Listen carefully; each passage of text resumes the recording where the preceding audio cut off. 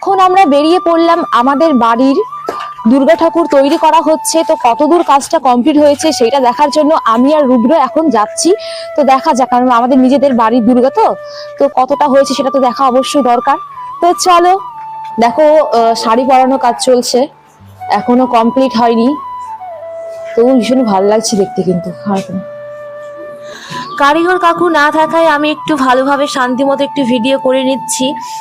ওনারা থাকলে একটু ভালোই হতো। তো দেখো, তোমাদের দেখাচ্ছি, তোমরা দেখতে থাকো। আর একটু মায়ের ছবিটা ভালো করে নিয়ে নিচ্ছি, একটু চারিপাশটা তোমাদের দেখাচ্ছি। আর দেখো, এখানে অনেক বাচ্চারা কিন্তু বসে আছে, তারা দেখছে যে আমি কি করছি। ওরা তো অনেকে আবার আসতে লজ্জা পাচ্ছে। আমি একটু মন্দিরে বসে পড়লাম, তারপরে দেখো ব্যাগ ভর্তি কত জিনিস রয়েছে। আর মায়ের মোটকগুলো কি সুন্দর, দেখো কত বাচ্চারা চলে এসেছে ঠাকুর দেখতে। ওরা অধীর আগ্রহে বসে আছে যে কখন মা দুর্গাকে সাজানো হবে, মা দুর্গাকে। আর দেখো আমাদের মা দুর্গার কিন্তু শাড়ি পরানো হয়ে গেছে, মোটকের কাজ কিন্তু বাকি আছে অনেকটাই। তো আজকেই কমপ্লিট হয়ে যাবে আশা করি।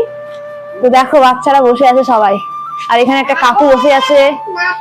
আসলাম, তো অনেকটাই কাজ বাকি আছে, এখন আমরা বাড়ি যাব। তো সবাই একটু টাটা করে দাও আর বলো যেন চ্যানেলটা সাবস্ক্রাইব আর লাইক করে দেয়।